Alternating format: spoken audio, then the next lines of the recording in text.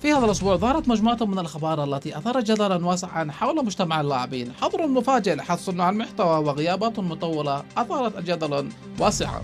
إليكم أبرز الأخبار لهذا الأسبوع. الخبر الأول: لاعب صناع المحتوى معروف واسمه مولاقي تعرض لحظر مفاجئ لمدة أسبوع داخل اللعبة. والغريبة في الأمر أن مولاقي يؤكد أنه لم يستخدم أي برامج غش أو أي شيء من ذلك. والله ما درت حاجة يا عم، يمكن بسبة الطرقون يا عمارك زيت الشراكة. فما هي الحقيقة بالضبط؟ هل استخدم زيت الشراكة كما يدعى هو؟ هل استخدمت يا بلغي زيت الشراكة؟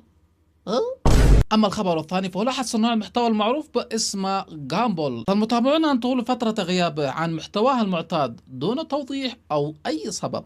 انا ما بدي ارجع لايام يا اخي. ورغم ظهوره في لايفات لجي تي اي 5 الا ان جمهوره لا يزال ينتظر عودته الى المحتوى الذي اشتهر به، الا وهي لعبة فري فاير. نعم. وردتنا أخبار عاجلة على أن التحديث القادم نحو فري فاير يحتوي على الأحصنة.